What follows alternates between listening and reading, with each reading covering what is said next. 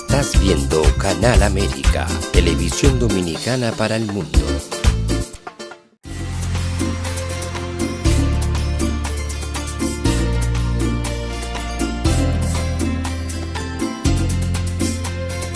Time for Truth Show is sponsored by the Office of Dr. Bernard Fialkoff, a periodontal, dental implant and laser specialist in New York City, for over 40 years. Dr. Fialkoff was honored by the International College of Dentists and Pierre Fauchard, and received the Presidential Lifetime Humanitarian Honor from the White House. Call us at 718-229-3838. Sometimes life can be so damn hard. You don't know where to go. Everything keeps falling apart. Yeah. You try to do your best, but only God knows that you've given everything you've got, but the world takes you down. You just keep moving on. Let your fears. Welcome to a Time for Truth show. It's a pleasure to have you back with us again. I'm your host, Dr. Bernard Fialkoff, and tonight we're going to deal with something that's been going on the last few years. So much stress, so much confusion, where to turn, what to do, and some of the solutions that have been offered, seem to lead down a different path than maybe we were used to, or what we fought for so long. So we're going to start right away because we have a lot to cover. And so, engineer, if you can put on the first slide, here we go. And we'll get started with our show tonight. What does freedom mean to you? Freedom. That quality, that gift that we fight for, that we all desire. And Abraham Lincoln, who was one of the great presidents of our country, who fought for the freedom from slavery, had a quote I wanted to give at the beginning of the show because it's appropriate. It's not just an American quote, it's a global quote. And globally we can look at this and say, whenever I hear someone arguing for slavery, I feel a strong impulse to see it tried on him personally. It always seems like when we try things personally, all of a sudden what we profess is very important for others becomes something we don't want ourselves. But then we say, well, why are we forcing it on others if we don't want it ourselves? Which goes back really to the golden rule of so many religions, to do unto others as you would have them do unto you. And we're faced with a choice, which way to go. What is the path that we want to walk upon? And recently with COVID, with the deaths, the stresses, the social distancing, we've undergone tremendous amount of change in our world. And, that change has been a little bit overwhelming. And so one of the things proposed was something called the Great Reset. And it was said to be important because COVID, there were so many deaths from COVID, the economy, because there's so much economic downturn, and that everyone, irrespective of their background, their history, their culture, everyone had to participate, and we were going to make a new world government. So let's play those videos now. And engineer, if you could, let's play the first video on basically from that entity on the Great Reset and what they were proposing and why.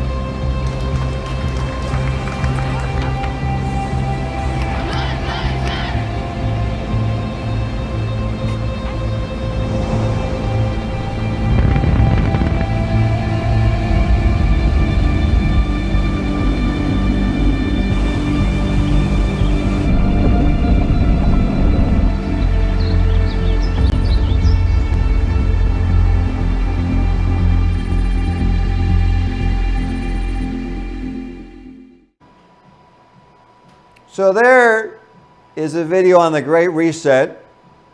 And one of the things I think that's left out of that video is where this virus came from. Because there's still ongoing research on viruses and the lethality of viruses, and makes one wonder, well, why did we ever create these viruses, or where did they come from?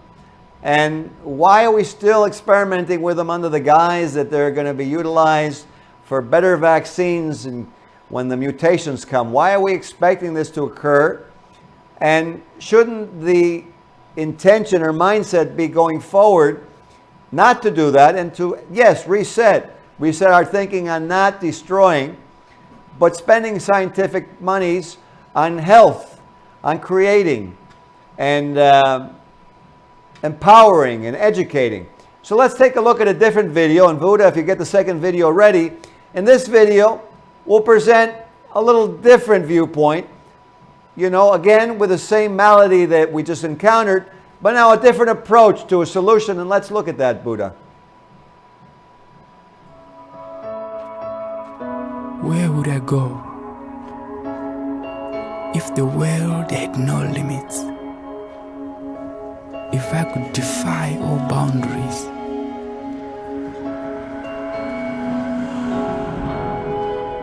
If I could ride the wind? Where would it take me? If all roads were open to me, where would I go? If I could fly, if I were free to move.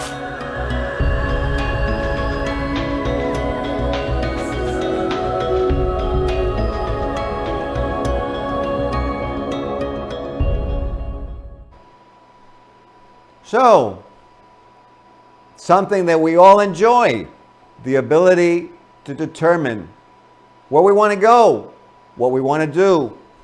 And much scientific research now has been starting to come out that when we have less stress and that we're happier, that we're actually healthier. More and more is coming out, and we'll go in sequence in the show because there's so much to talk about here.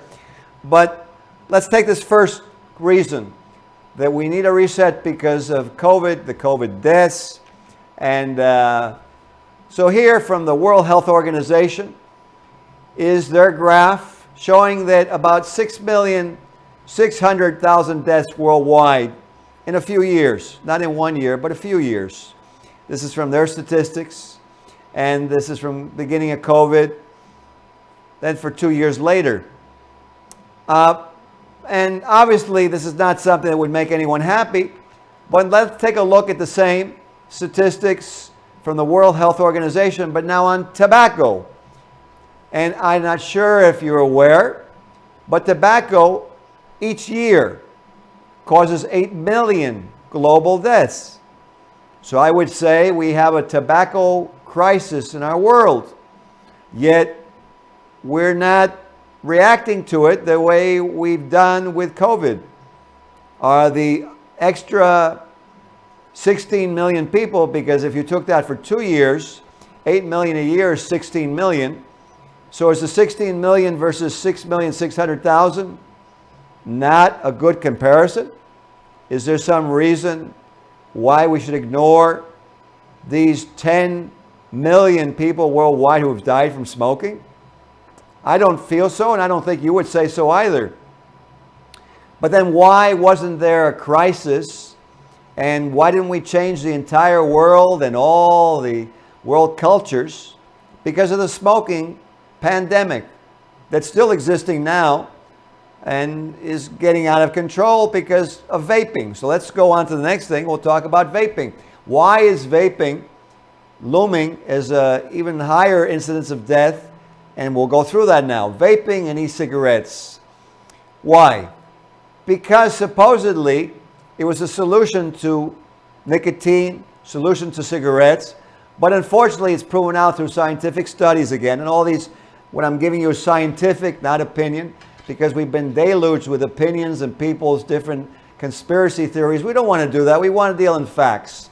So it is a gateway to smoking, shown by the NIH. And the number one concern is this gateway effect. And why? Because in the vaping, unfortunately, in almost all of it, there is nicotine in just the flavorings. 99% of them have been shown to have nicotine. And youth are using vapes, very high degree.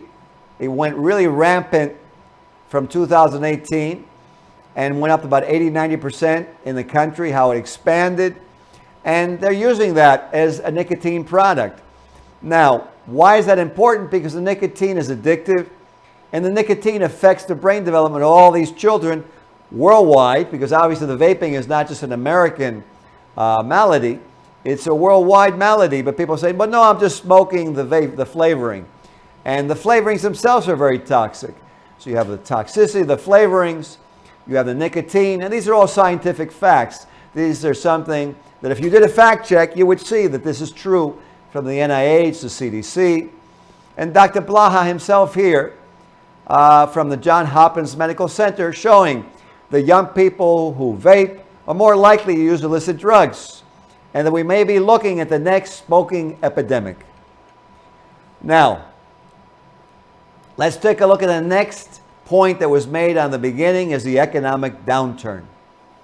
Well, something that we've seen through history and that really many of the founding forefathers of all nations and countries fought against was too much government.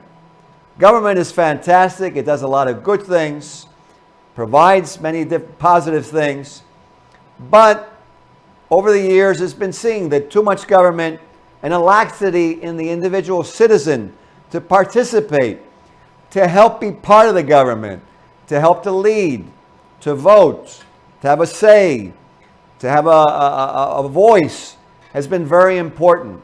And these are things that worldwide we fought for.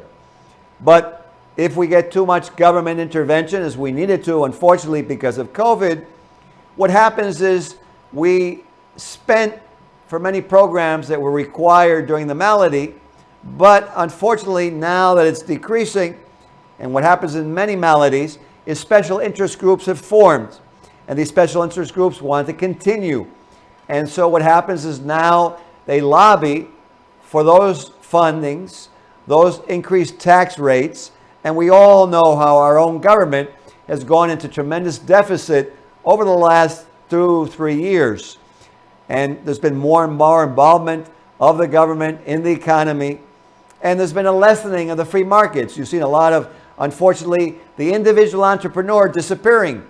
But what was America? And what is freedom if it's not the individual having their right to determine their life, to have a livelihood? Is it not what George Washington and Adams and Jefferson and Monroe fought for in this country? Is it not what Nelson Mandela wanted to and fought for in Africa? Is it not what Gandhi fought for in India and globally? Is it not really what all the leaders fight for? I would say yes. So we have to take a look at something that historian Robert Higgs has said, that more government leads to less efficient allocation of resources and unfortunately can lead to political corruption. So let's look at another point. Well, there was a lot of positive because we learned that we didn't have to interact, that we could do business from home, and educational institutions such as colleges, universities, found out that they could do online education, and it worked well. But at what price? I remember when I went to college, I loved seeing the other students, and I was a single guy. If I was a single girl, I would love seeing the opposite sex and seeing someone that I could call my girlfriend.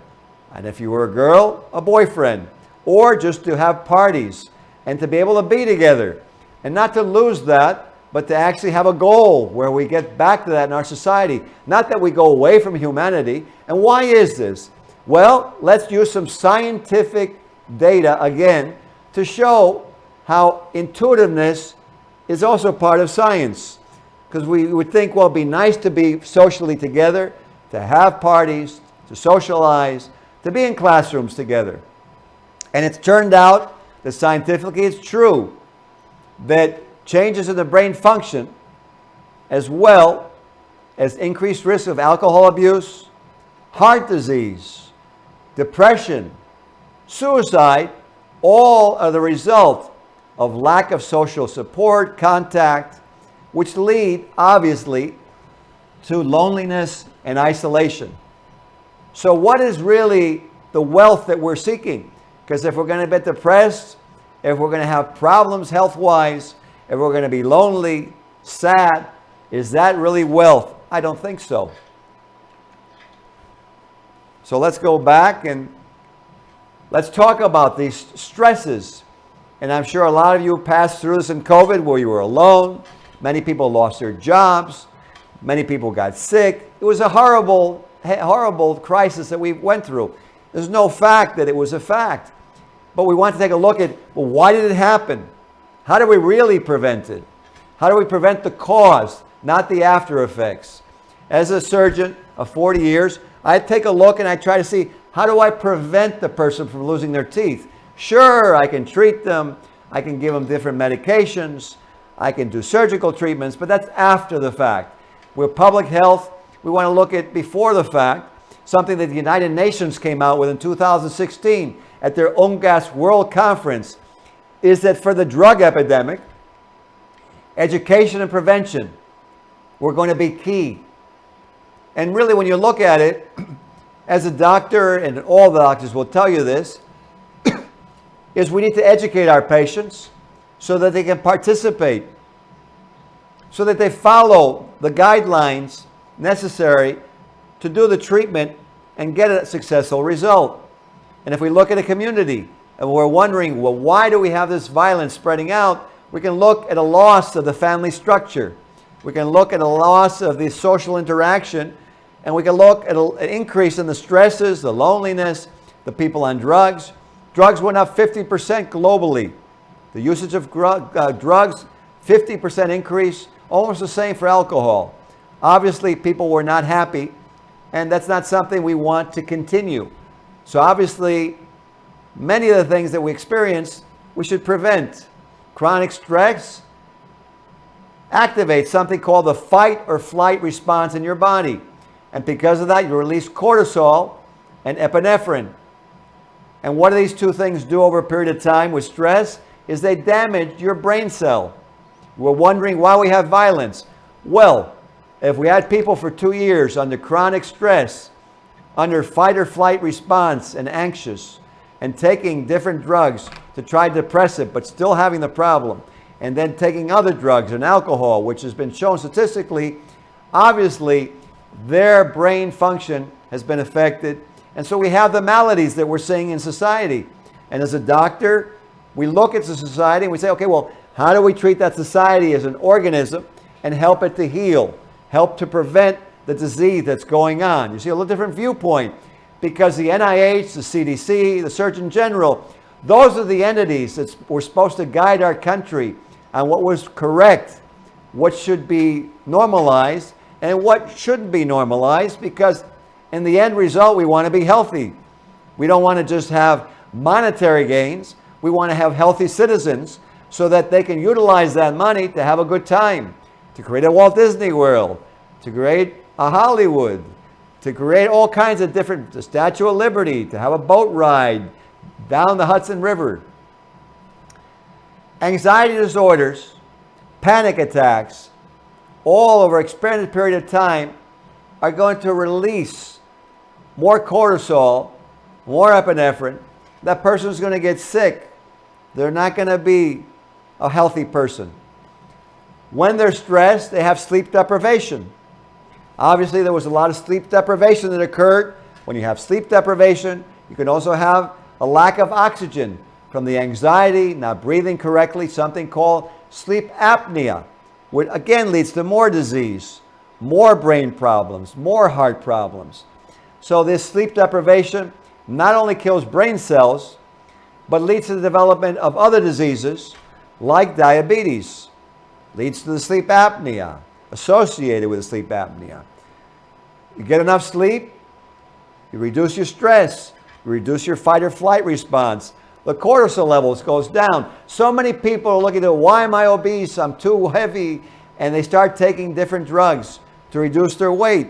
Well, if they don't sleep, if they're under stress, if they release cortisol, they will be obese. They will develop diabetes, which is one of the major killers in our country, diabetes. So we have to take a look at what we know, but we have to listen and we have to evaluate with the correct data. Not just be afraid, not just, react and with anxiety and protesting realities, but logically and scientifically, but looking at real science, not philosophy. So let's take a look here, and let's take a look at some quotes as we get near the end of the show of some men that led to freedom, and we happen to live in the United States, so I'm sticking with the United States for right now, but this is something that I'm sure every country has had their great leaders in England, in Russia, in China, in Africa, in Asia, South America, the whole world. South America had Simón Bolívar, who fought for freedom and gave up his life for freedom. We have that all over the world. So let's take a look at something that Abraham Lincoln said.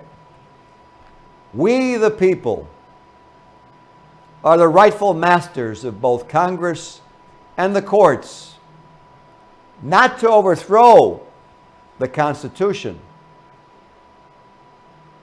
but to overthrow the men who pervert the Constitution. And why did he say that? Well, because so much life was lost to obtain freedom.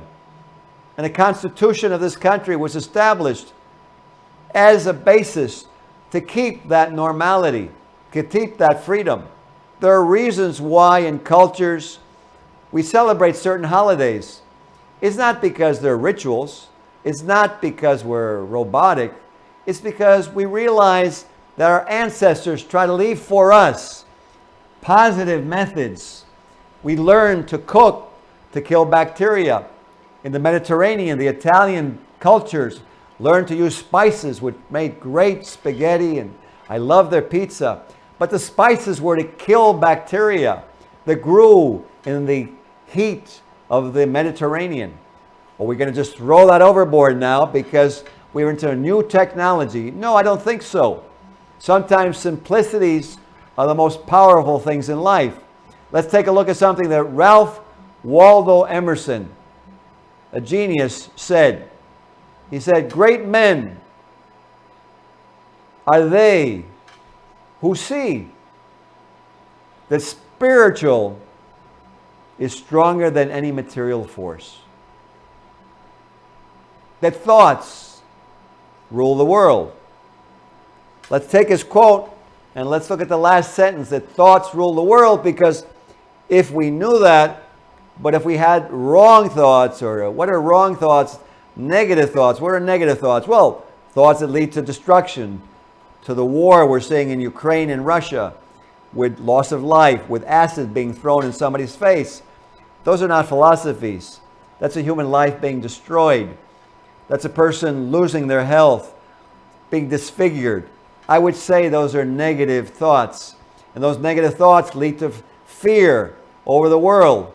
And they're starting to be protested, which is a wonderful thing, because we should protest. We should raise our voices, bring our thoughts to view, and let the world know that, yes, there's going to be a great reset.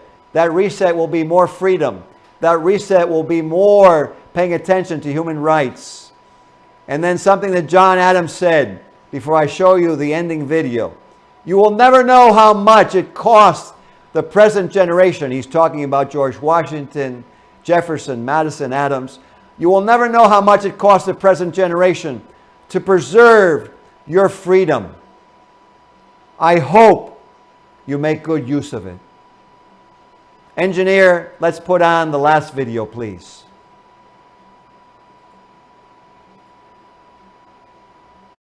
It greeted you at birth. It was there for your first step, your first mistake, your first kiss. It's with you when you win when you lose, when you pick yourself up again. In every moment, you can feel it.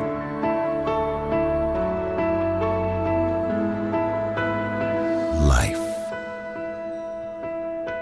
Human right number 3, the right to life. What are human rights? Find out at youthforhumanrights.org.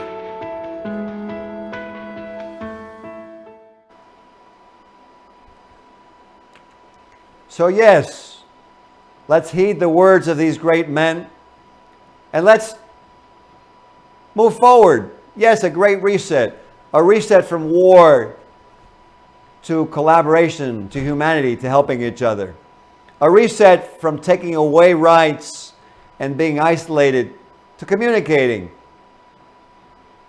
The feeling that came out in that video, the warmth that exists in every human being, regardless of race, creed, color, religion, or nation of origin. Human beings are great, great people, wherever they're from. It's time we took a look at the brief time we have on this planet and stop killing each other. What are we achieving? And are we so afraid of death that we won't look at it? Let's look at death so that we can appreciate life. When we kill another person, would we want to be killed? And when we incarcerate, would it have been nice if we could have prevented that? So let's look forward to a great future, a future of freedom, a future our forefathers, our ancestors in every country have fought for the entire world. And let all the countries of the world participate. Yes, Russia, America, China, Australia, England, Africa, South Africa, Namibia, Cuba, Brazil, Colombia, Venezuela. Yes, let's all participate in freedom. Freedom of speech, freedom of religion, freedom to work. Let's all produce. Let's create a world that's happy and sound, where we all are happy to get along, where we can travel, where we can enjoy, and we can appreciate the differences we have. It's been a pleasure to be with you. I hope you enjoy the show and take it, run with it, and create that world. And from A Time for Truth, have a great time. We will see you on the next episode. Good night. This show was sponsored by A Time for Truth Foundation Incorporated as a community service. Sometimes life can be so damn hard. You don't know where to go. Everything keeps falling apart. Yeah. You try to do your best, but only God knows that you've given everything you've got, but the world takes you down. You just keep moving on. Let your feet